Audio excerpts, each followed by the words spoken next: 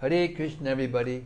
Welcome back to the daily readings of Srila Prabhupada's books, right here in the live studios at 51 Hemkund Colony in the center of New Delhi, in the house of Ananta Rupa and Yamuna Pavani, our old friends. Ananta Rupa and I have known each other since the 70s. We used to meet. He was serving with the devotees there. And then again in the 1980s, or Bombay, and he was also working in Bombay, and we reconnected after he went to America and became a big, business hunt show with Deloitte and company. And I was in Houston, and we met there and reconnected again. And then over the years, we've gotten very, very close. Very happy to be here at his ashram. It is definitely an ashram. And Yamuna Pavani cooks like an angel. So we got no complaints. We're doing good. Me and Austin, Bhakt Austin, my traveling companion, he's getting the perks of being the servant of persons who know people all around the world. So it's very, very nice to be here and very nice to be with you. Last night I was a little bit not quite, settled in because of the travel and, lack of sleep for a whole night. But today we're settled in and happy to continue with all of you this daily readings of Srila Prabhupada's books, which the more I talk to people wherever I go, the more important I see it. It's Dushara. No, I know. It's Dushara. You may hear some firecrackers going off in the distance because in big cities, and even in big cities everywhere in India, in important big days, especially Diwali and Dussehra, they put off firecrackers. So sometimes the firecrackers go off, don't mind. It's part of the occupational hazard of living in Delhi. Okay, let us start. We welcome all of you out there in cyberspace, bringing you into our world, where we are and what we're doing and who we're with. Shri Govardhan Das Pratitadashaka, our daily prayer to the Srimad-Bhagavatam that we read every day before we hear the Bhagavatam, written by, got the wrong one. Govardhan. I have Govardhan Das Pratitadashaka up on my screen by mistake. Yes. Srimad-Bhagavata Mahima Stotram by Srila Sanatana Goswami. And it goes like this. Sarva Shastra Dipiyusha Sarva Vedaika Satpala Sarva Siddhanta Ratnaja Sarva Lokaika Drikprada. O nectar from the ocean of all scriptures, singular fruit of all the Vedas, rich mine of the precious gems of all conclusive truths, you are the only giver of sight to all the worlds.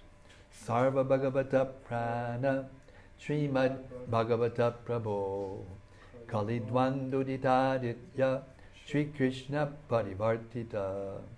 O life air of all the Supreme Lord's devotees, O Master Srimad Bhagavatam, you are the sun risen in the darkness of Kali.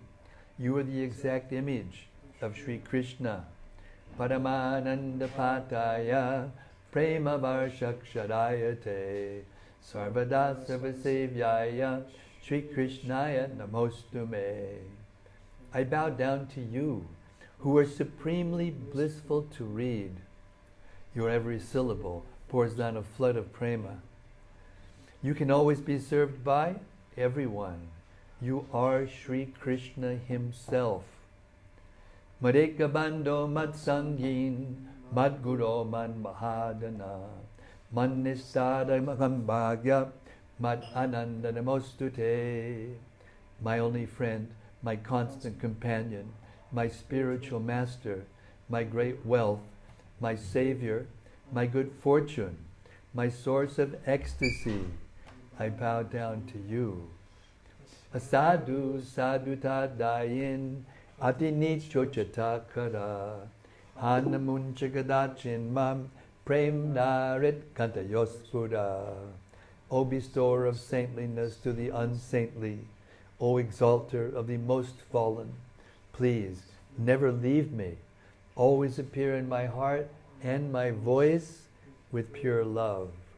Om Namo Bhagavate Vasudevaya. Om Namo Bhagavate Vasudevaya. Om Namo Bhagavate Vasudevaya. Om Namo Bhagavate Vasudevaya. Om Namo Bhagavate Vasudevaya. All right. We're moving through the 10th canto. The Summum Bonum of the Summum Bonum. Srimad-Bhagavatam is the Summum Bonum of all Vedic literatures, and the 10th canto is the Summum Bonum of the 10th canto is the Summum Bonum of the Srimad-Bhagavatam. In this chapter 28, Krishna rescues Nanda Maharaj from the abode of Varuna. This chapter describes how Lord Krishna brought Nanda Maharaj back from the abode of Varuna and how the cowherd men saw Vaikuntha. The king of the cowherds, Nanda Maharaj, observed the prescribed fast on the 11th day of the lunar month and then considered how to break his fast properly on the 12th day. By certain minutes remained, and so he decided to take his bath at the very end of the night, although astrologically that was an inauspicious time. Thus, he entered the water of the Yamuna.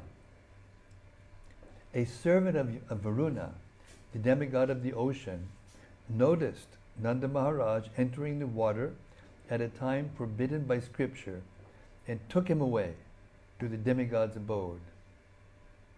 In the early morning, the cowherd men unsuccessfully searched for Nanda, but Lord Krishna immediately understood the situation and went to see Varuna in variegated festivity. Afterwards, he begged the Lord to forgive his servant for having foolishly arrested the king of the cowherds. Nanda was amazed to see the influence of Sri Krishna. Nanda was amazed to see the influence Sri Krishna exerted in the court of Varuna Dev, and after returning home, he described his experiences to his friends and relatives. They all thought Krishna must be the Supreme Personality of Godhead himself and wanted to see his supreme abode. Thereupon, the omniscient Personality of Godhead arranged for them to bathe in the same lake where Akrura would have his vision of the Absolute Truth. There, the Lord revealed to them Brahmaloka, which is realized by great sages in their mystic trance. Text 1. Sri Badarayani said, having worshipped Lord Janardhan and fasted on the Ekadashi day, Nanda Maharaj entered the water of the Kalindi on the Dwadashi to take his bath. Text 2. Because Nanda Maharaj entered the water on the dark of night, in the dark of night, disregarding that the time was inauspicious, a demoniac servant of Varuna seized him and brought him to his master. Purport. Nanda Maharaj was intent on breaking his fast during the Dwadashi day, of which there remained only a few minutes. Thus, he entered the water to bathe at an inauspicious time, before the first dawn light. The servant of Varuna who arrested Nanda Maharaj is stated here to be an asura, or demon, for obvious reasons. First, the servant was foolishly ignorant of Nanda Maharaja's position as the pastime father of the Supreme Absolute Truth. Also, Nanda Maharaja's intention was to carry out the injunctions of Scripture. Therefore, Varuna's servant should not have arrested Nanda on the technical grounds that he bathed in the Yamuna at an inauspicious time. Later in this chapter, Varuna himself will say, Ajananta mamakena mudhina. This was done by my ignorant servant, who was a fool. This foolish servant did not understand the position of Krishna or Nanda Maharaj, or devotional service to the Lord. So this brings out a very important point. I usually don't comment, but I want to say something about this, because Varuna should not have arrested Nanda on technical grounds. It means that when the rule and the regulation becomes the master, rather than the pure devotion, the rule and regulation are meant to be the servants, according to Rupa Goswami, are meant to be the servants of devotion, of pure devotion. Therefore, because Nanda Maharaja's devotion was pure and his intention was good, he should not have been arrested by this servant of Varuna, and therefore he is called here an asura. So we should mark this and note that if we start judging one another based on just the rule and regulation, whether it's being followed to the letter or not, we will miss the spirit of the law. The letter of the law and the spirit of the law. And the spirit of the law is pure devotional service. The only way of being able to see and understand Krishna face to face. In conclusion, it is clear that Lord Krishna wanted to give his personal audience to Varuna and simultaneously accomplish other didactic purposes. Thus, this wonderful pastime will now unfold. Text 3.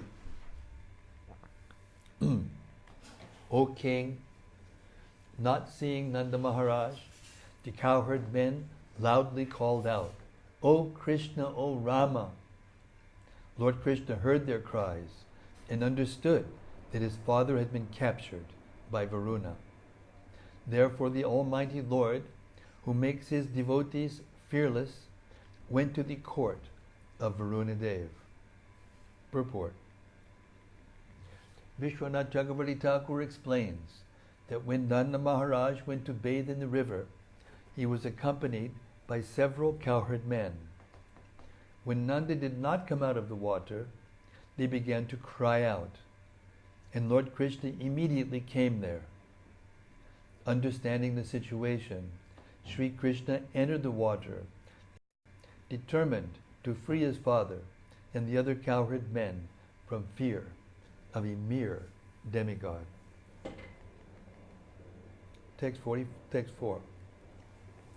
Seeing that the Lord Rishikesha had arrived, the demigod Varuna worshipped him with elaborate offerings. Varuna was in a state of great jubilation upon seeing the Lord, and he spoke as follows. Text 5. Shri Varuna said, Now my body has fulfilled its function. Indeed, now the goal of my life is achieved. O Lord, those who accept your lotus feet, O personality of Godhead, can transcend the path of material existence. Purport. Varuna ecstatically exclaims here that since he has now seen the infinitely gorgeous body of Lord Krishna, the trouble of assuming a material body has now been supremely justified. Indeed, the artha, the goal, or real value of Varuna's life has now been achieved. Because Lord Krishna's form is transcendental, those who accept his lotus feet go beyond the boundaries of material existence, and thus Only the spiritually unaware would presume that the Lord's lotus feet are material.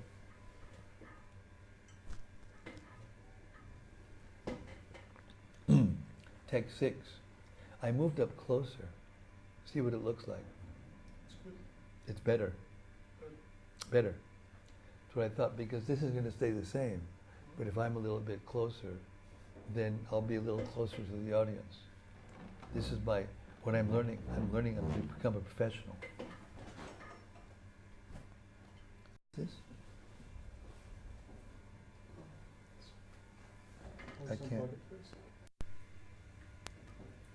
That's usually Logan. Thank you. Bhakta Asa just used his noggin and he disentangled the wire from the wheels of the chair. Text 6. Now I feel more comfortable. I'm closer to the audience.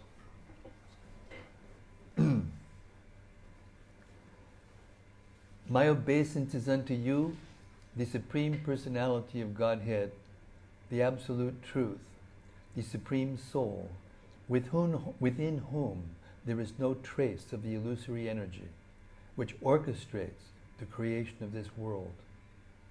Purport. The word Shruyate is significant here. Shruti, or Vedic literature, consists of authorized statements made by the Lord himself or his enlightened representatives.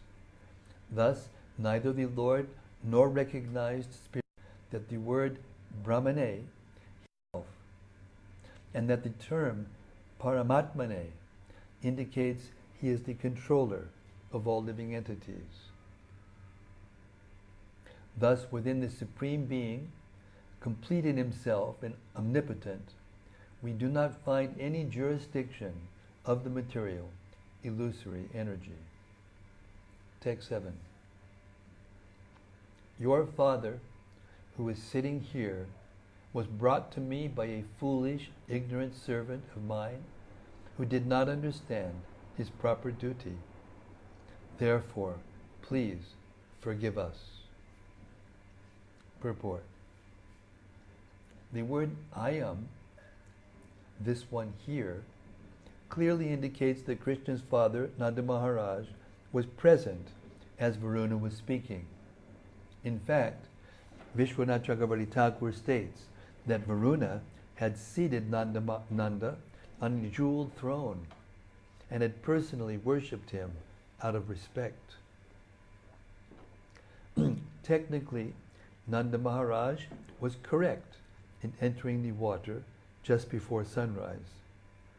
The following explanation is given by Srila Jiva Goswami in his commentary on the first verse of this chapter. After an especially short Ekadashi, measuring only 18 hours, about 6 hours of the lunar day in which the fast had to be broken, namely the Dwadashi, had already expired before the dawn. Since at sunrise the proper time for breaking the fast would have passed, Nanda Maharaj decided to enter the water at an otherwise inauspicious time. Of course, Varuna's servant should have been aware of all these technical details, of these technical details, which are meant for strict followers of the Vedic rituals. Above and beyond that, Nanda Maharaj was acting as the Supreme Lord's father and was therefore a most sacred person, beyond the touch of insignificant cosmic bureaucrats like the foolish servant of Varuna. Krishna, O seer of everything, please give your mercy even to me. O Govinda, you are most affectionate to your father. Please take him home. Text 9. Shukadeva Goswami said, thus satisfied by Lord Varuna, Sri Krishna, the Supreme Personality of Godhead, Lord of Lords, took his father and returned home, where their relatives were overjoyed to see them. Purport. In this pastime, Lord Krishna gives a sublime demonstration of his position as the supreme Lord of all lords. Varuna, the demigod of the seas, is most powerful, yet he was happy to worship even Lord Krishna's father, what to speak of Krishna himself. Text 10. Nanda Maharaj had been astonished to see for the first time the great opulence of Varuna, the ruler of the ocean planet, and also to see how Varuna and his servants had offered such humble respect to Krishna. Nanda described this to all his fellow cowherd men. Text 11. Hearing about Krishna's pastimes with Varuna, the cowherd men considered that Krishna must be the Supreme Lord, and their minds, O king, were filled with eagerness. They thought, will the Supreme Lord bestow upon us his transcendental abode? Purport. The cowherd men were filled with excitement upon hearing how Krishna had gone to the abode of Varuna to rescue his father. Suddenly realizing that they were in fact dealing with the Supreme Personality of Godhead, they joyfully conjectured among themselves about their auspicious destination after finishing their present life.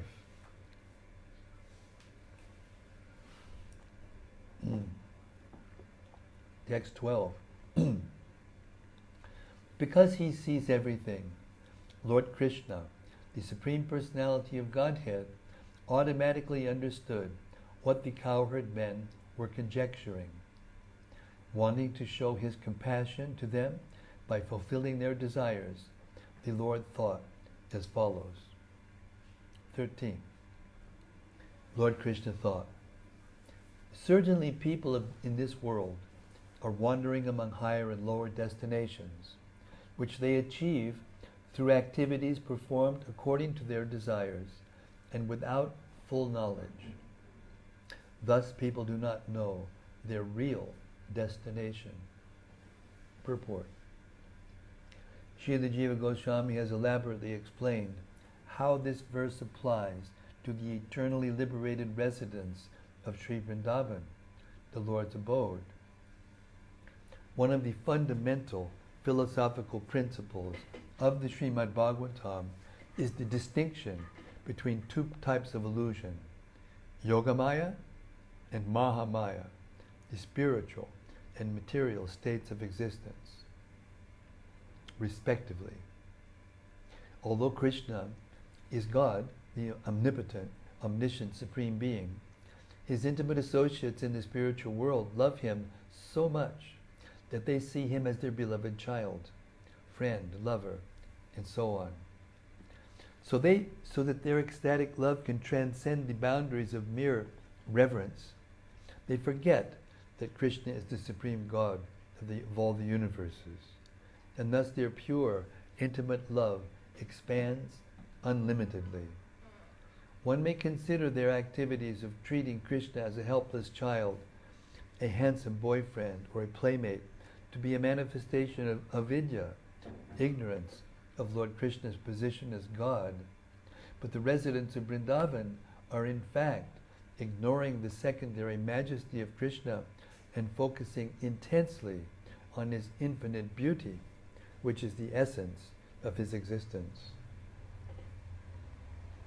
In fact, describing Lord Krishna as the supreme controller and God is almost a type of political analysis, referring as it does to a hierarchy of power and control. Such analysis of levels of power and hierarchies of rule is significant in a context in which one entity is not fully surrendered in love to a higher entity.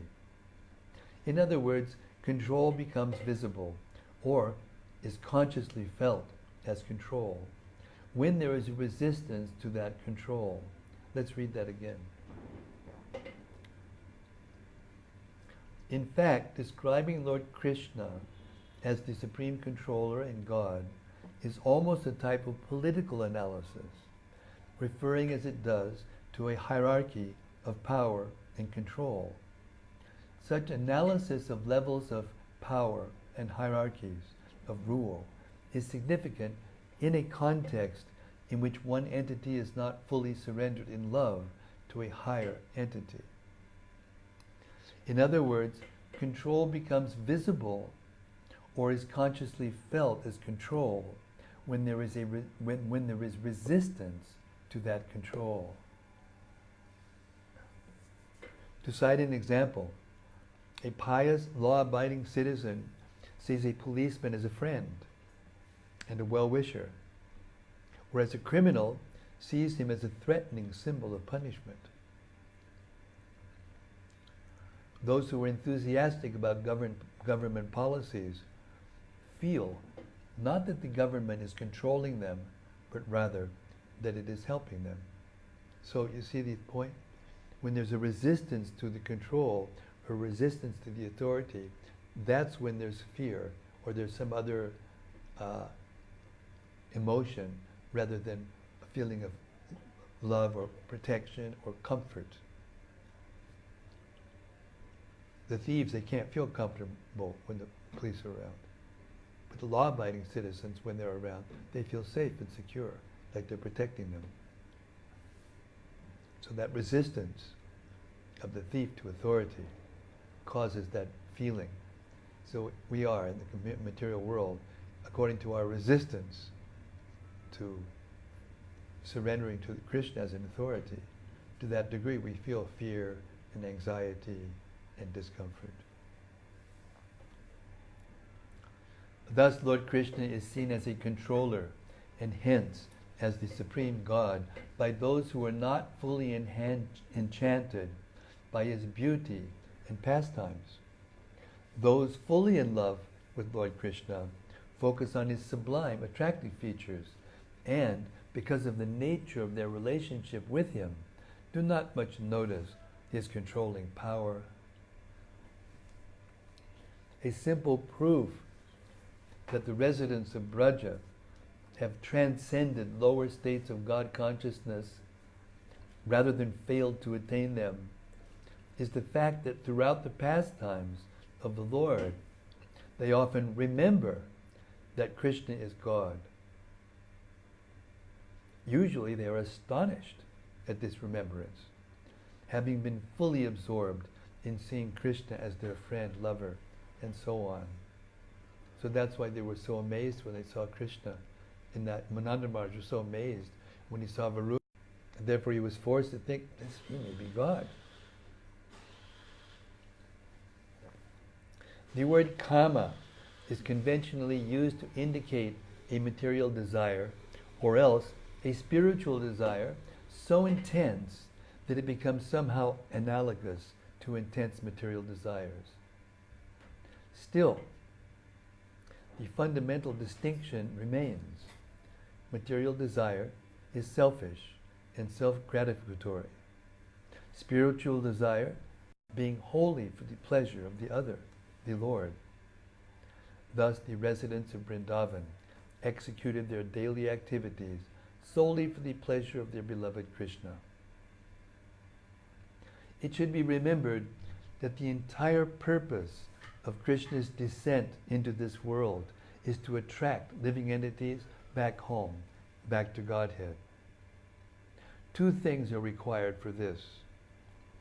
That his pastimes display the beauty of spiritual perfection, and that they somehow seem relevant and hence interesting to the conditioned souls of this world. The Bhagavatam often states that Lord Krishna plays just like a youthful actor, and he undoubtedly engages his eternal devotees in the dramatic performance, presentation. Thus, Lord Krishna here muses to himself that people in this world certainly do not know their ultimate destination. And with an obvious touch of the facetious, he also thinks in this way about his own eternally liberated associates who were playing in this world like ordinary members of a cowherd village. Apart from the double meaning obviously present in this verse, when it is applied to Krishna's liberated associates, Krishna here makes an entirely direct and pointedly critical observation about ordinary people. When applied to conditioned souls who are actually wandering throughout the universe, his statement that people are acting out of ignorance and lust is not mitigated by any deeper spiritual meaning. People in general are simply ignorant, and they do not seriously consider their ultimate destination. As usual, Lord Sri Krishna is able to say many profound and complex things in a few simple words. How fortunate we are that God is not a dry field of energy, a transcendent, effulgent blob, or nothing at all, as various people would have it. In fact, he is the most wonderful personality of Godhead, full of absolute personal qualities, and certainly, whatever we can do, he can do better, as evidenced by his brilliant way of speaking. Text 14. In the pastime when Krishna and all the Yadus and the Brajbasis also, and all persons from all over India, they went to Prabhas Kshetra, to Kurukshetra, on the event of the solar eclipse. So the person who was actually the Yajaman, or the head priest, or the head person who was going to sponsor, was Vasudeva. He was the Yajamana of that sacrifice. And because of the presence of the Lord and because of the auspiciousness of that whole situation and who was there, the sages came in a contingency.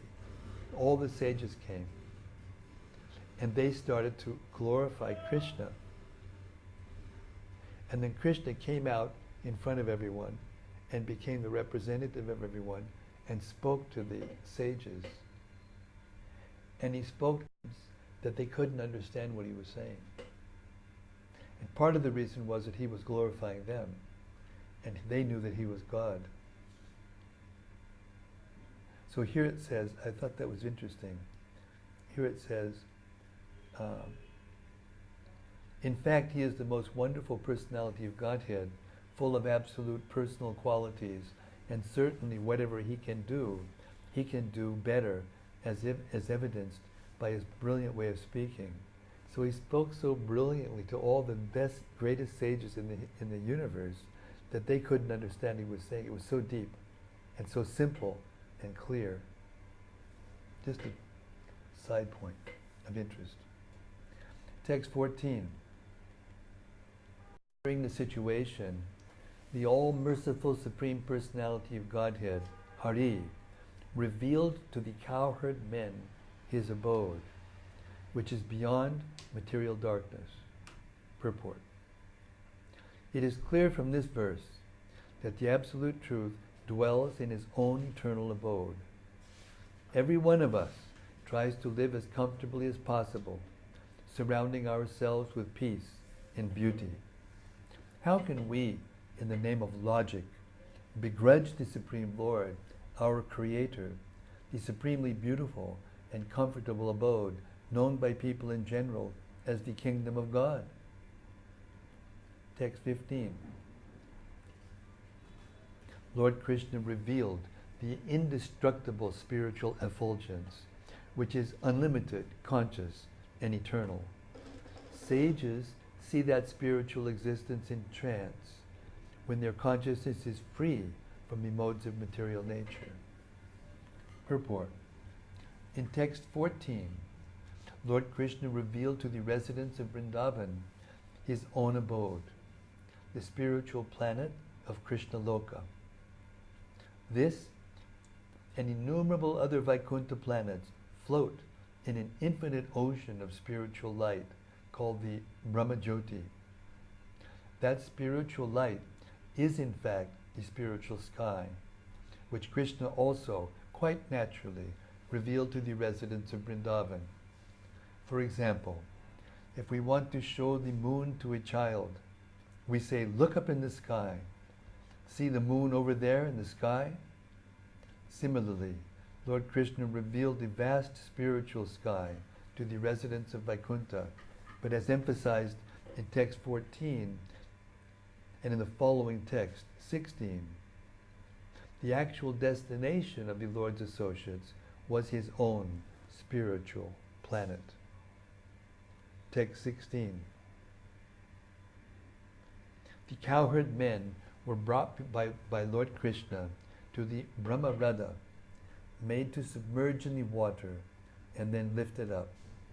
From the same vantage point that Akrura saw the spiritual world, the cowherd men saw the planet of the Absolute Truth. Purport. The unlimited extension of spiritual light, called the Brahmajyoti in text 15, is compared to a lake called Brahmarada. Lord Krishna submerged the cowherd men in that lake in the sense that he submerged them in the awareness of the impersonal Brahman. But then, as indicated by the word udrita, he lifted them up to a higher understanding, that of the personality of Godhead in his own planet. As clearly stated here, the Dadrishur Brahmano Lokam. They saw, just as Akrura did, the transcendental abode of the Absolute Truth. Consciousness may be briefly summarized as follows. In ordinary consciousness, we perceive and are attracted to the variety of material things.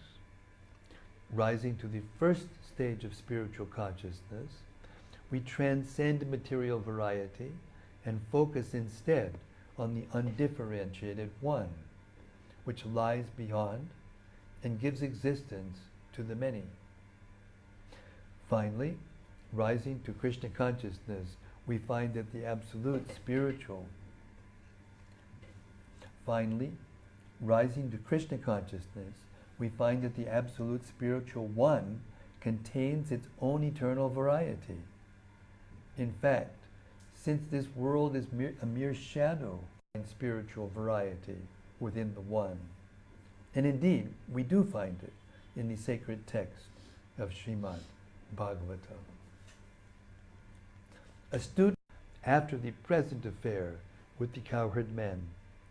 The reason Shukadeva Goswami says Akrura saw Vaikuntha-pura previously is that all these incidents took place many years before the conversation between Shukadeva Goswami and Maharaj Parikshit.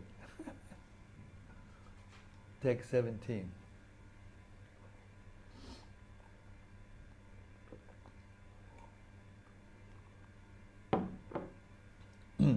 Nanda Maharaj and the other cowherd men felt the greatest happiness when they saw that transcendental abode.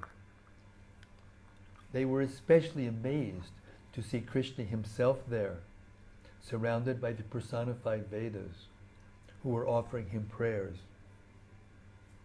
Purport. Although the residents of Vrindavan considered themselves ordinary persons, Lord Krishna wanted them to know of their extraordinary good fortune. Thus, within a lake in the Jamuna River, the Lord showed them his personal abode. The cowherd men were amazed to see that the kingdom of God had exactly the same spiritual atmosphere as their own earthly Vrindavan, and that just as in their Vrindavan, Lord Krishna was personally present, in their unique vision, he was present as the Lord of the spiritual world. As Srila Bhaktisiddhanta Saraswati Thakur points out, these verses emphasize that Lord Krishna did not merely show the cowherd men a sample Vaikuntha planet, but that he specifically revealed his Krishna Loka, the greatest of eternal abodes, and the natural home of the residents of Vrindavan, who loved Krishna more than anyone else did. Thus end the purports of the humble servants of His Divine Grace, A.C. Bhaktivedanta Swami Prabhupada, to the 10th canto, 28th chapter of Srimad-Bhagavatam, entitled Krishna Rescues Nanda Maharaj from the Abode of Varuna.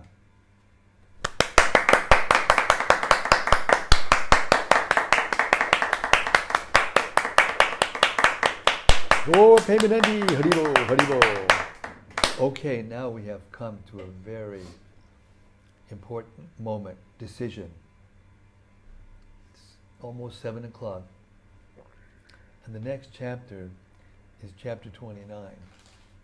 Now, chapter 29 through 35 are the most intimate pastime places, times of Krishna. It's called the Pancha. Name? Just now it slips my mind. The Sanskrit slips my mind. But these are the 5 chapters which describe the rasa dance of Krishna and the gopis. So now, should we start now and not be able to get through one of them? Or should we just plow ahead? I've got these 3 bewildered looking faces in front of me. I'm asking them and they're looking at me like a deer in the headlight. What? What? How many pages? How many chapters? How many verses? Huh? 48?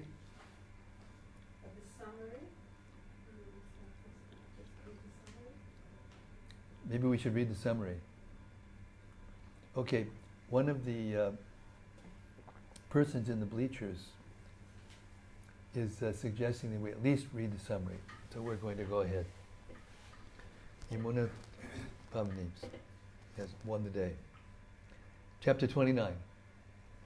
Krishna and the gopis meet for the rasa dance. This chapter describes how Lord Sri Krishna, intending to enjoy the rasa dance, engaged in arguments and counter-arguments with the gopis. Then there is a description of the beginning of the rasa dance and the Lord's pastimes of disappearing from the midst of the gopis. Remembering the promise he had made to the gopis when he had stolen their clothes, Lord Krishna employed his Yogamaya potency and manifested within himself the desire to enjoy pastimes during an autumn night. Thus he began to play his flute. When the gopis heard the flute's sound, the impulses of Cupid were violently aroused within them, and they immediately abandoned all their household duties and hated. All the gopis had purely spiritual bodies. But when some of the gopis' husbands and other family members stopped the young girls from going, Lord Krishna arranged for them to temporarily exhibit material bodies, which they then left at the sides of their husbands. In this way they deceived their relatives and went off to meet Krishna. When the gopis came before Lord Krishna, he asked, "Why have you come? It is not good for you to travel to such a place in the dead of night, for this forest is full of violent creatures. Your husbands and children will soon come searching after you to bring you home and engage you again in your household duties. After all, the prime religious duty of a woman is to serve her husband and children. For a respectable woman to consort with a paramour is totally contemptible and sure to obstruct her progress to heaven. Moreover, one develops pure love for me not by physical proximity, but by hearing topics connected with me, by viewing my deity form in the temple, by meditating upon me and faithfully chanting my glories. Therefore, all of you would do best to return home." The gopis were crestfallen to hear this, and after crying a little, They replied with a bit of anger, "It is very unfair for you to reject young girls who have abandoned everything in their lives and come to you. By serving our husbands and children, we receive only pain. Whereas by serving you, the dearmost soul of all living beings, we will perfectly fulfill the true religious duty of the self. What woman will not deviate from her prescribed duties as soon as she hears your flute song and sees your form, which enchants the three worlds? Just as the Supreme Lord Vishnu protects the demigods, you destroy the unhappiness of the people of Vrindavan. Therefore, you should immediately relieve the torment we have felt because of separation from you." Wanting to please the gopis, Lord Krishna, who was always satisfied in himself, responded to their appeals by playing with them in various pastimes. But when this show of attention made them a little proud, he humbled them by suddenly disappearing from the arena of the rasa dance. So that's what we're going to hear about tomorrow. And tomorrow is Ekadashi, a very auspicious day to begin hearing this chapter. Okay, so any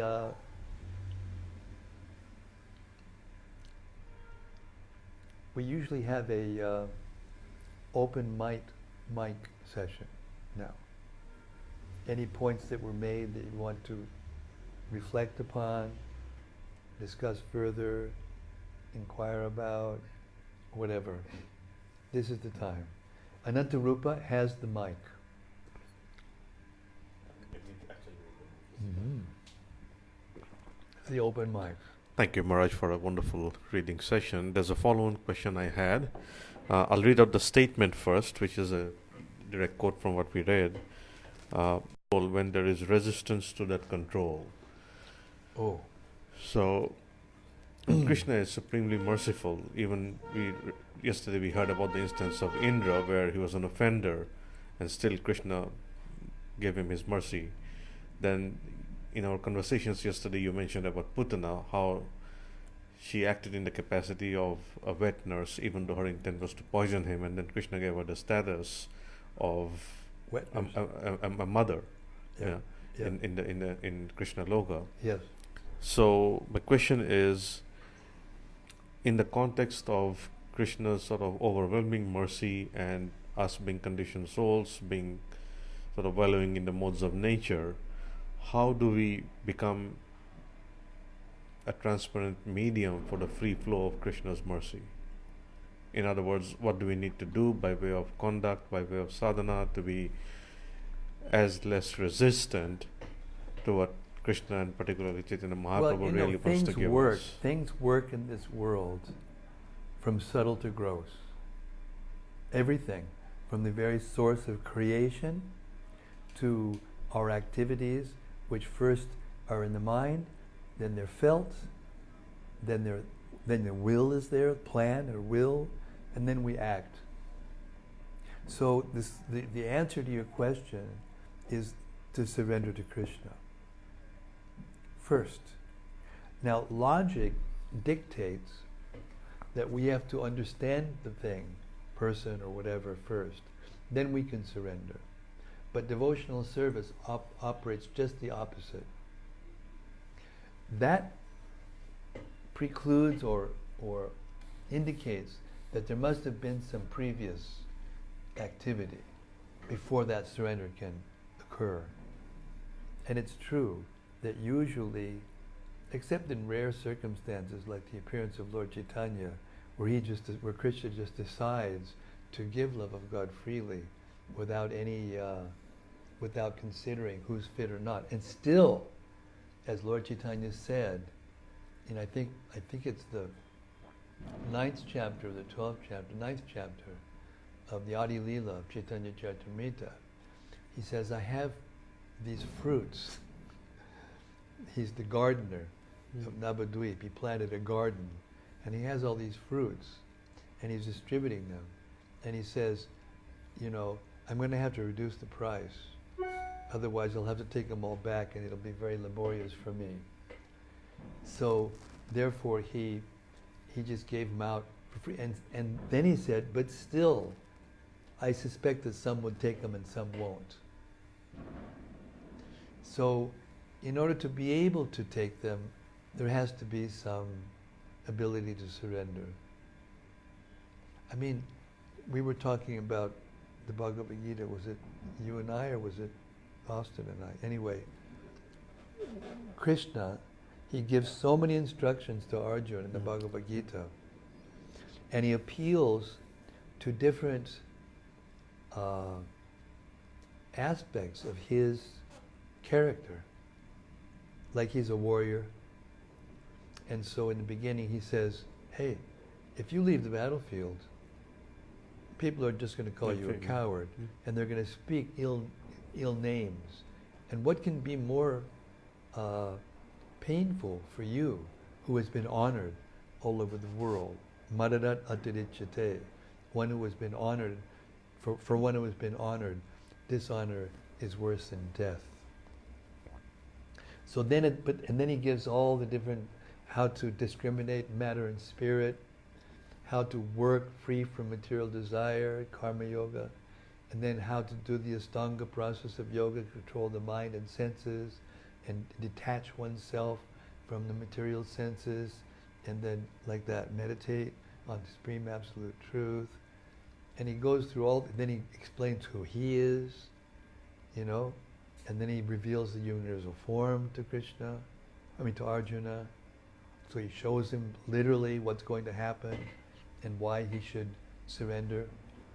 And then at the very end, he says, okay, forget all that, the whole content of the Gita, and just surrender to me and only to me, and I will protect you from all reactions to sin. So that's the answer to your question.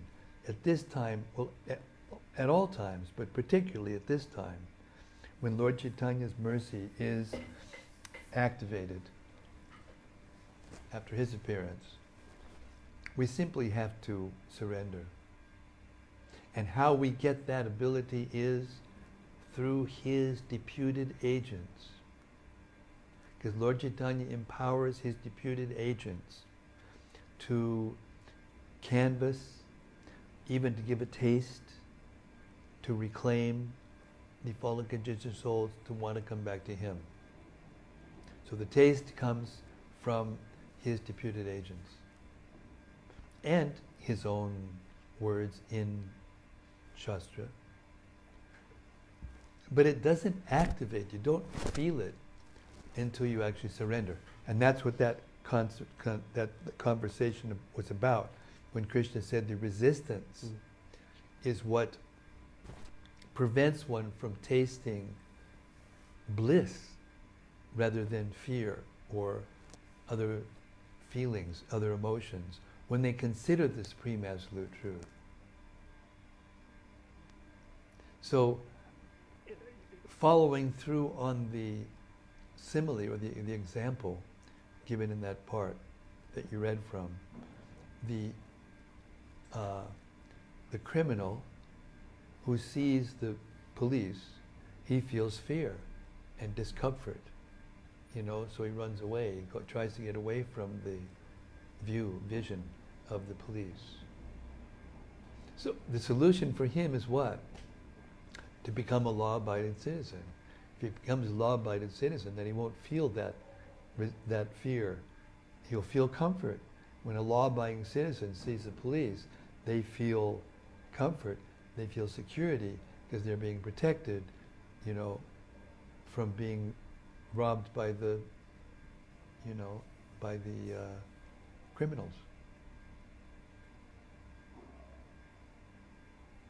There's lots more detail to it, of course. There's the process of devotional service, the activities and consciousness that develops as we go forward in our spiritual lives. But the essence of it is to surrender. Because without surrendering, you can't want to perform devotional service. And without that performance of devotional service, that resistance doesn't become reduced. It sounds circular reasoning and it sounds illogical that you have to surrender first. You know, mostly in the material world, when we surrender to something, we firstly have to figure it out and why we should surrender. But in the process of pure devotional service, you have to surrender first. And then you get, from inside, you get the inspiration. Then from the association of Krishna, in that consciousness of surrender, you get everything. Maya saktamana partha yogam yunjan vadashrayaha asam shayam samagram mam yata gyasyasi touchdrinu. Krishna then explains to Arjuna in the 7th chapter that if you just take shelter of me or of one who has taken shelter of me, then your doubts are removed. Maya sakta manapartha yogam yunjan varashrayaha asamshayam samagram mam. The resistance is caused by doubts. The doubts have to be removed. The doubts are removed by associating with Krishna and Krishna's pure devotees. When you get in touch with someone who's surrendered, because we are all souls, and we have that love inside. We have that tendency to surrender inside. We have that tendency to serve. Even when we're little children, the tendency to serve is natural. Therefore Jesus said, you must become as a little child in order to enter the kingdom of God. Because that mentality, that consciousness of a little child, he's not afraid in the same way that a mature person who has experienced all the complications of sex desire and politics that come with it and everything. He's just, can I do something to help? Just like when a child comes to you, a little child, 2, 3-year-old child. I was with Ragaleka and Davide they came to see me in Folkestone, and they had 2 little girls. One was 2 something, 2.5. The other one was just 8 months, And one of them just came up to me and to give me something. And it just opened your heart immediately, a little child, because there's nothing behind it. There's nothing, okay, now what are you going to do for me? It's not like that at all. It's just open heart, and that's it.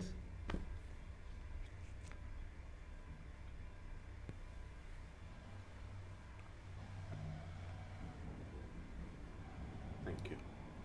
Hare Krishna, thank you. That was a wonderful question. I should have known. I came to the right place, the right time.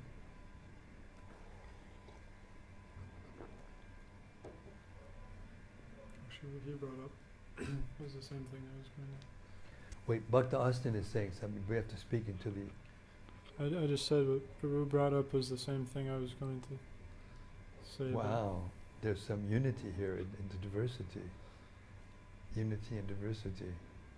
Yeah, that was the actual... I felt the same thing. That's why I said something about it during the reading, because I felt that was really an extremely important point. Resistance causes us to fear. It doesn't allow us to just love. Just love for love's sake, for the pleasure of the other person. There's a nice section in the Hari Leela in which Krishna is describing how he's going to go down to the material world, and he says, my devotees will go and will show pastimes that will even bewilder us. we will even become bewildered as we're exchanging loving affairs in the material world.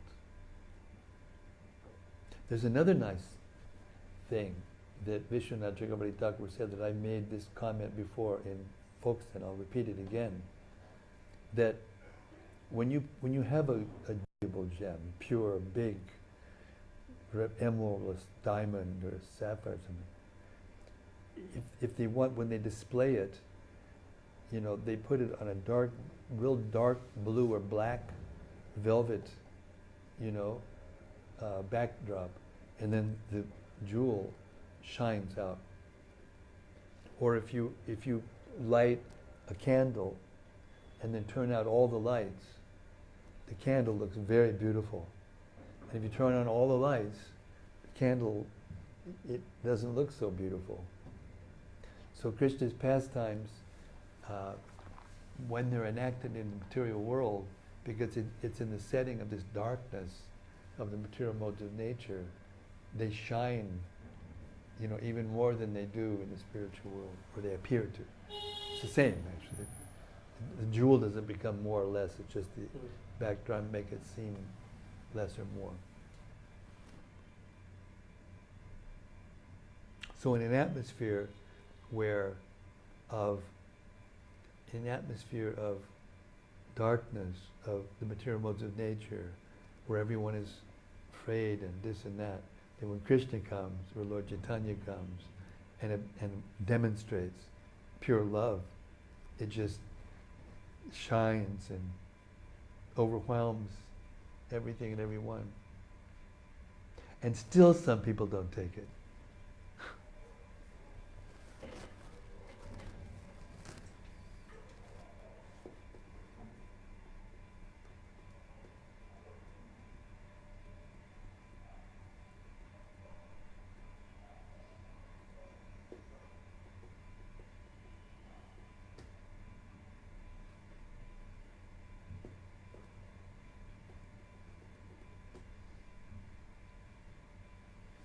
Okay, we will close up shop tonight, 20 after 7, and thank all the people all the devotees who come to hear.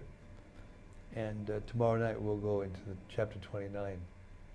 These 5 chapters are the most intimate, confidential chapters of the Bhagavatam, and we'll be blessed to be able to start it here, at least. Hare Krishna. Srimad Bhagavatam ki jai. Nanda Maharaj ki jai. Gaur Premanandi. We'll see you tomorrow night, same place, same time. I think we'll go at 6:30 tomorrow.